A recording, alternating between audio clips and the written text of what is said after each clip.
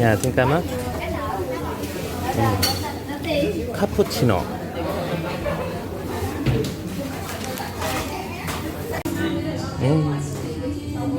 아이스 카푸치노. 헤헤.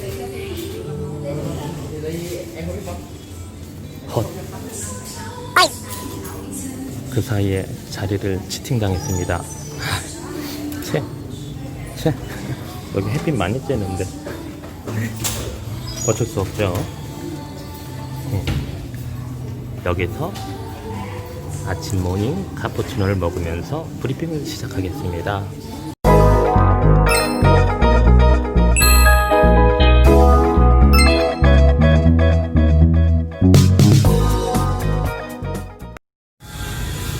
네, 안녕하세요. 독보다이 로입니다.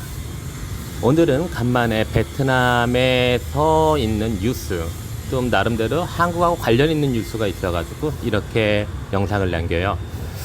어저께 한국으로 돌아갔죠. 삼성의 이재용 부회장님이 여기 베트남에 와가지고 북총리와 면담을 했는데 결론은 반도체에 투자해달라. 그러나 이재용 회장님은 알았다. 근데 이게 잘 보시면은 이 결과치로만 봤을 때는 한국에 계신 분들도 너무 염치 없는 거 아니냐, 지금 와가지고 무슨 투자냐, 거의 결사반대 분위기로 이렇게 댓글과 여론이 형성돼 가고 있는데요. 근데 사실 저는 그렇게 심각하게 생각하지 않아요. 이 내용이 뭔가 뭐라고 해야 되나, 좀 오마주 같은 느낌이에요. 1년 전 딱 2019년도 11월이죠. 그때도 똑같은 일이 반복됐었어요. 하얏트 호텔에서 이재용 부회장하고 북총리가 면담을 통해서 똑같은 걸 북총리님이 제안을 했죠. 반도체에 투자해달라. 알았다. 그런데 이번에도 역시 똑같은 말. 역시 돈 되는 건 반도체다 보니까요. 가장 어떻게 보면 하이테크 분야의 핵심 기술이다 보니까 이거를 취하고 싶은 마음이 굴뚝 같겠죠. 그래서 이번에도 요청했는데 역시나 알았다. 역시 책략간 것 같아요. 삼성이 그 많은 맨파워들을 데리고 있는데 이런 거에 대해서 대응을 안 했을까요? 기사로는 이게 좀 알았다 하니까 할 것처럼 이렇게 말하는데 이 내용이 1년 전에 똑같이 있었다는 거. 그게 팩트예요. 그러다 보니까 나는 이게 현실화 될 거라고 저는 개인적으로는 생각을 안 하고 있고요.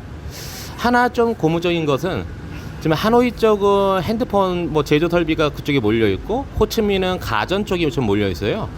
그런데 이제 가전 쪽 이번에 이재용 부회장님이 호치민 쪽에 생산 기지 라인 생산 점검 이런 것들을 들어간다고 해요. 이렇게 했을 때 분명히 어느 정도 약간의 변화는 분명히 있을 것 같아요. 적어도 호치민이에요. 그러다 보니까 호치민에 거주하는 저로서는 살짝 기대를 하게 되죠. 개인적인 생각도 반도체 생산 라인은 베트남에 가는 거에 대해서는 저 역시도 솔직히 좀 반대예요. 너무 위험하기도 하고 이거 국가 기관 산업으로 가장 핵심적인 기술인데 이것을 타국에서 이렇게 한다는 것은 좀 위험 리스크가 너무 크잖아요.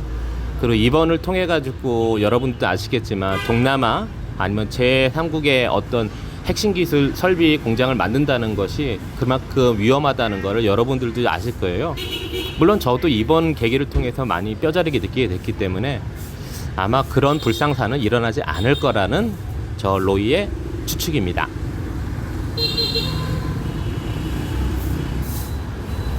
이 내용 갖고 한국의 포털 사이트나 거기 있는 내용들도 한번 싹 정독을 해보고 그리고 베트남에서 나온 내용들도 정독을 해봤어요. 주로 이번에 주고받았던 내용들 위주로 어쩔 수 없이 팩트 폭격을 해야 되니까 그대로 기사화를 시킨 것 같은데 정말 그 이면에 있는 스토리 같은 것도 한번 잘 보시면요. 좀 더 생각하시기 좀 수월하실 것 같아요. 그렇게 제가 보기엔 심각한 상황이라고는 생각하지 않아요.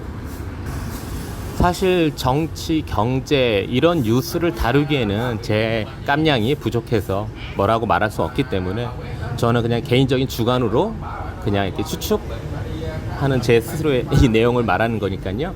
여러분들도 각자 나름대로 기준을 잡고 판단해 보시길 바랍니다. 참고로 이번 기사들을 보면은 모두 동일한 내용이 어떤 내용이 반복돼 가고 있는데 북총리가 했던 말이에요.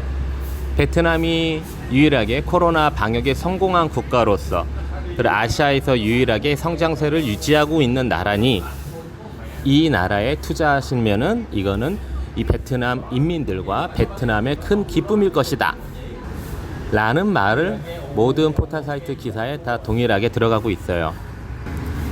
그런데 그것이 체감적으로 느낄 때 팩트가 아니라고 느끼고 있기 때문에 이 부분에 대해서는 조금 말씀을 드리고 싶어요. 코로나 방역에 대해서 성공했다는 거 기존의 타 유튜버 분들하고 아니면은 뭐 다른 한국의 이 베트남 소식을 전하는 분들이 이 어떤 팩트에 대해서 많이 체감 경기에 대해서 많이 말씀하셨을 거예요. 저도 사실 그거는 동감하고 공감하는 바예요. 사실 너무 어떤 검역이나 이런 거에 대해서 저는 솔직히 거의 본 적도 없고요. 이게 굉장히 심각하게 어떤 방역을 했다 이런 느낌을 솔직히 저는 받을 수는 없거든요. 어떤 정책적으로 잠깐 심각한 상황 나 있을 때 눈 가리고 아웅식인 거죠. 뭐 업장 뭐 영업 정지 이런 것들을 통해 가지고 좀 코로나 확산을 막았다는 거 요거 말고는 다른 거에 대해서는 특별한 어떤 조치가 없었다고 보고 있고요. 그리고 뭐 코로나 확진자 거의 안 생겼다라고 말하는데 암묵적으로 뭐 베트남 자체 뭐 포털 사이트만 아니고 페이스북을 통해 가지고 뭐 누가 걸렸네 누가 죽었네 이런 말들을 수없이 들었어요. 근데 물론 그 내용에 대해서 이게 코로나로 죽었다 코로나 확진 당했다 이런 거를 검증할 방법이 없다 보니까 그냥 두리뭉실하게 넘어갔는데 아무리 보더라도 이거는 맞는 것 같아요. 어떻게 보면 대외적으로 알려지기식 아니 대외적으로 보여주기식 어떤 뉴스 기사 보도가 너무 많다 보니까 정말 체감적으로 너무 위험하다는 생각은 지울 수가 없어요. 참고로 뭐 최근에도 뭐 VBN 소식 뭐 참고로 여행자 거리요 외국인들 많이 좀 노는 유흥 거리들 이런 영상들이 많이 한국이나 베트남 내에도 많이 유포돼 가고 있는데 모두 보시면은 정상화된 느낌으로 이렇게 다 영상들이 올라가고 있어요. 마스크에 대한 심각성은 이미 다 사라졌고요. 그러다 보니까 저는 더더욱이 이런 시국일수록 더 주의하고 조심히 다녀야 되겠다라는 생각으로 살고 있습니다. 변하지 않는 것은 이러다가 외국인이 코로나에 걸렸을 때 감당해야 될 비용이 너무나 크다는 거죠. 이건 변함없는 사실이에요. 솔직히 이건 뭐 몇 천만 원? 그 이상이 나올 수도 있고 뭐 일 전에 뭐 기사는 뭐 외국인 그 비행기 기장이 걸렸을 때 2억 원인가? 이 정도를 내라고 지불하라고 해가지고 좀 이슈화가 됐었는데 사실 그렇게 많은 금액까지는 가지 않는다 하더라도 최소 정말 몇 천만 원 이상은 그냥 후딱 깨질 거라는 거는 명백한 사실인 것 같아요. 현재 뭐 내국인뿐 아니라 외국인들 모두 다 베트남에 입국하는 게 지금 어려워졌잖아요. 이런 사실들이 베트남 내에서 솔직히 큰 공분을 사야 되는데 그러지를 않아요. 와 정말 어떻게 보면 언론 플레이를 너무 잘한다고 해야 될까요? 그러다 보니까 뭐 남겨진 사람들, 소외된 계층들 그리고 외국에서 근무하는 이 베트남인들 그들만 굉장히 심각하고 속상하고 국가에 대해서 좌절하고 이런 일들이 발생하는 거지만 정말 전에도 말씀드렸지만 이 공산주의나 이 사회주의 이 체제가 개인에 대한 어떤 의견과 이런 것들은 거의 반영되지 않아요. 모두 다 공동분배의 원칙으로 이렇게 움직인다. 그러기 때문에 정부에 대한 힘과 파워가 상당히 막강하다. 그 속에서 이렇게 외국인으로서 사회적 약자로 살아가려고 한다면은 이 모든 것을 그대로 받아들이고 피해가는 방법 말고는 없어요. 더욱더 스스로 주의해야 하는 방법이 가장 최상의 방법이라 생각을 합니다.